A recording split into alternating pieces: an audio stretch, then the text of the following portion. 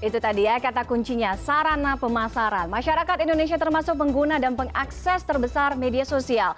Mengunggah konten di medsos pun tak lagi hanya sebatas iseng-iseng atau hiburan, melainkan wadah untuk mendulang cuan. Lalu bagaimana strategi mendulang cuan bagi seorang konten kreator dan juga pengembang tentunya? Apa bentuk algoritma yang bekerja di sana?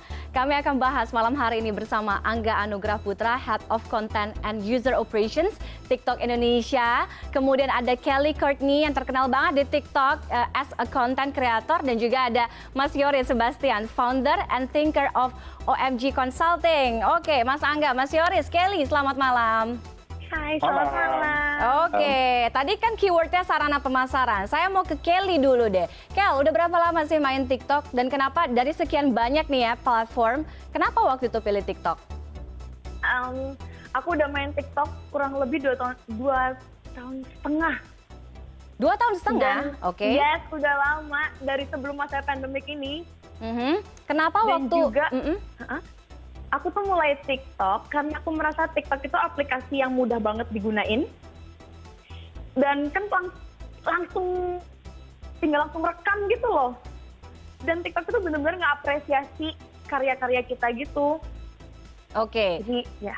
Jadi intinya mudah, kemudian fiturnya melekat banget ya buat kamu ya? Betul, betul banget. Oke, nah ini kan TikTok sebagai wadah aktualisasi saya bilang. Apa sih sebenarnya yang kamu dapat dari konten-konten kamu taruh konten-konten ini, goals-nya tuh apa, Kel? Wow, apa yang aku dapat dari TikTok? Banyak banget, Kak. TikTok is a life changer. Dari aku cuman dancer biasa, dan sekarang TikTok udah memberikan aku opportunity yang lebih luas. Such as, aku pernah ke Singapura, ada acara Recreate, mewakili TikTok Indonesia. Itu ngumpul bareng-bareng sama TikTokers se-Asia Tenggara. Which is itu sangat-sangat membanggakan. Dan banyak banget, aku pernah pengalaman rekaman bareng sama Kotak.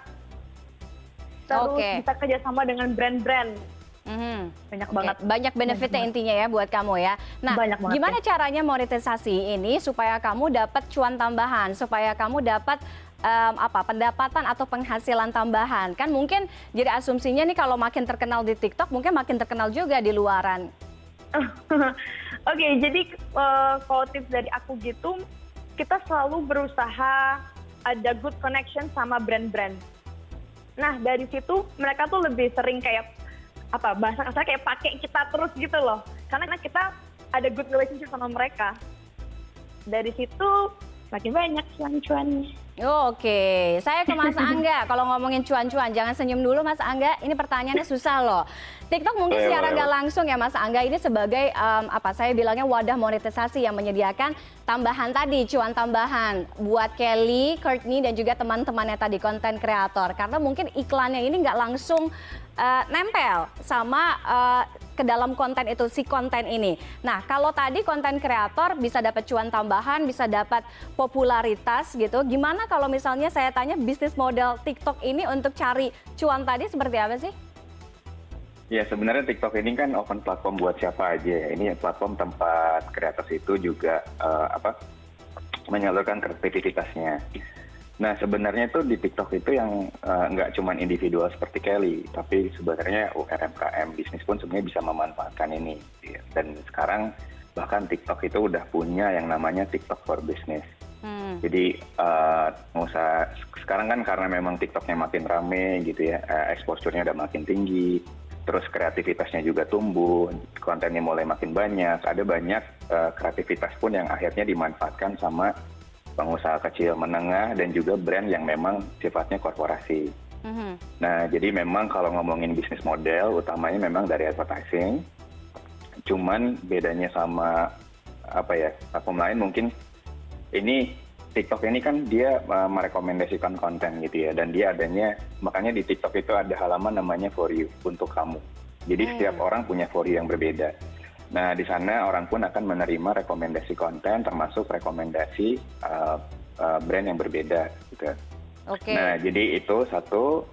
Yang kedua sebenarnya itu balik lagi, TikTok juga sekarang punya TikTok for Business itu, which is itu adalah sebuah self-serve platform kita bilangnya. Jadi sebenarnya pemilik brand, pemilik produk, pengusaha bisa masuk sendiri, sign up sendiri, dan dia juga bisa melakukan campaign sendiri di self-serve platform tersebut. Oke, nah kalau ngomongin soal konten kreatif, sekarang kan udah banyak banget ya konten kreator, sehingga mungkin daya saing antara satu konten kreator dengan konten kreator yang lain juga semakin besar, semakin tinggi. Nah gimana untuk memicu yang newbie ini atau konten-konten kreator anak-anak muda ini untuk bisa menghasilkan konten kreatif dengan daya saing yang tinggi? Kan mungkin, wah yang itu udah kok, udah pernah dibuat, atau yang itu kayaknya sama deh, itu gimana? Ya, kreativitas itu elemen yang paling penting di TikTok. Misi platform kami malah inspiring creativity to bring joy. Jadi creativity itu elemen yang paling penting. Nah, meskipun TikTok ini platform global, tapi kita itu act-nya lokal. Jadi strateginya lokal, timnya juga semuanya lokal, ada di Indonesia. Jadi timku semuanya orang lokal. Keunggulannya orang lokal yang bisa melihat potensi lokalnya. Trennya seperti apa yang lagi hype, gitu. Sehingga kita bisa langsung optimasi itu menjadi sebuah tren dan berkembang. Itu satu, sebenarnya itu aspek paling penting. Kedua, inovasi di produknya sendiri. Kayak tadi kan stiker, filter, bahkan music, gitu itu elemen yang paling penting juga ya untuk memicu kreativitasnya. Jadi semuanya TikTok udah siapin equipment-nya, udah tinggal inspirasinya juga, udah tinggal kreativitas penggunanya seperti apa, dituangin di TikTok. Oke. Nah, makanya nih, ini udah kebetulan mau cerita dikit juga nih. Jadi TikTok udah 3 tahun nih Mbak, gitu di Indonesia pas September kemarin, gitu.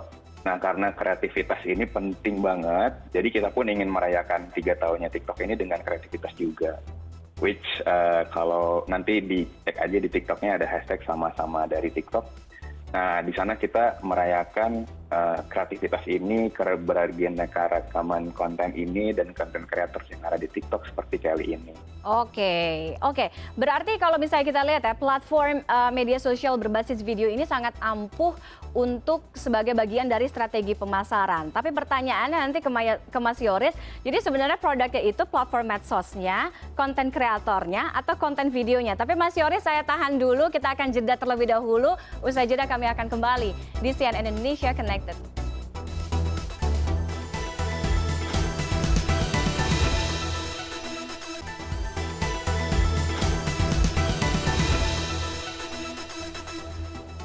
Masih bersama saya Tiffany Raitama di CNN Indonesia Connected dan juga masih ada beberapa narasumber, ada Mas Angga, ada Mas Yoris dan juga ada Kelly Courtney. Oke, saya terakhir ke Mas Yoris tadi. Mas Yoris, platform medsos tadi kita bahas bagaimana bisa menjadi satu medium yang ampuh ya untuk sebagai strategi pemasaran, khususnya platform medsos yang berbasis video ini. Betul ini menjadi cara ampuh atau cara kekinian? Sekarang ini memang begitu pasarnya, trennya? Betul banget. Tidak terbendung lagi, bahkan menurut saya bukan di Indonesia aja kan, secara global juga platform video ini memang merajalela di mana-mana. Dan kita bisa lihat akhirnya begitu banyak brand juga tidak mau ketinggalan untuk ikut serta. Dan tadi itu bagus banget dijelasin bahwa udah ada fitur self-service gitu ya buat UMKM yang juga mau pasang. Oke, jadi kalau misalnya saya tanya produknya ini platform media sosialnya, konten kreatornya, atau konten videonya? Tiga-tiganya sih sebenarnya, karena kan tadi ya, kalau yang saya amati yang berbeda dari TikTok ini adalah yang tadi si Angga bilang just for you itu kan di blast berdasarkan algoritma apa yang biasa kita tonton. Jadi bukan kayak kita posting terus ditonton ke followers kita. Dan nggak pakai fitur likes gitu, karena sebenarnya yang cukup berbahaya itu pada saat kita posting dan nungguin ini udah berapa likes itu kayak dopamin gitu. Jadi ini sesuatu yang berbeda. Brand-brand juga ikutan akhirnya karena memang gelombangnya besar sekali dan melahirkan banyak konten kreator baru karena sistemnya tuh bukan hanya yang terkenal ya, tapi berdasarkan dari kreasi mereka. Oke, berdasarkan dari kreasi mereka. Mas Angga, banyak yang berpikir di luar sana, kadang-kadang saya juga kalau misalnya ngelihat video-video ini ya, kayaknya videonya biasa aja tapi kok viral banget gitu. Sampai kemana-mana semua orang yang nonton tuh, wow, udah banyak banget. Nah, gimana sih sebenarnya algoritma di TikTok ini bekerja? Apakah dari mulai hashtagnya, kemudian apa challenge-nya, video atau musik lagunya? Ya, sebenarnya tadi benar kata Mas Yoris. Jadi ini bukan sosial media. TikTok ini content distribution platform. Beda sama sosial media kan kalau misalnya kita post ya limit ke followers kita aja. Nah di TikTok ini dia mendistribusikan konten berdasarkan interestnya. Nah, bagaimana TikTok tahu interestnya kita? Karena kan setiap pengguna itu berinteraksi di For You gitu. Ketika di halaman For You kita dikasih video yang emang suka, kita engage gitu kan. Mungkin kita komen, kita like, jadi ada banyak banget TikTok menerima signal untuk memahami kita sebenarnya kita itu sukanya apa. Gitu. Oke, sesuai dengan kesukaan kita itu tadi ya? Iya. Oke, Mas Yoris, kalau misalnya tadi seperti yang Angga sampaikan bahwa algoritma yang ada di TikTok ini kan menampilkan video-video atau konten-konten yang sesuai dengan kesukaan kita atau kebiasaan si penggunanya. Nah, apakah Anda lihat, Mas Yoris lihat algoritma ini atau algoritma ini memang hanya sebatas mewakili kepentingan si pengembang bisnisnya atau menyesuaikan dengan kebiasaan penggunanya atau mungkin ada preferensi lain? Ya, menurut saya sih tetap masuk ke dua-duanya ya. Pastinya platform juga tetap memikirkan bagaimana ini memuaskan dulu. Nomor pertama adalah memang audience centricity-nya mereka kuat sekali. Setelah audiensnya udah kuat, nah mereka tentunya menjadi sebuah platform yang sangat menarik untuk para brand. Jadi kalau saya lihat sih memang dipikirin banget dua-duanya, baik dari sisi dan juga untuk si konten kreatornya ya. Oke, yang harus dipikirin baik-baik juga mungkin Kelly. Kel, sampai kapan akan buat konten-konten ini? Kemudian mungkin tipsnya untuk jadi seorang konten kreator itu tadi kan daya saing kan makin kesini makin tinggi. Makin banyak konten-konten kreator bermunculan, ide-ide kreatifnya juga makin banyak nih. Yes, betul banget. Aku akan bikin TikTok kalau bisa selamanya, Kak. Really? Selamanya? Yes, I will. Oke. Karena se-fun itu, karena aku melakukan ini, walaupun aku sudah bisa berpenghasilan di sini, tapi aku enjoy main TikTok. Bukan cuma pekerjaan yang ya gitu. I really enjoy. Jadi kalau ditanya sampai kapan, kalau bisa sampai tua pun aku bakal main TikTok.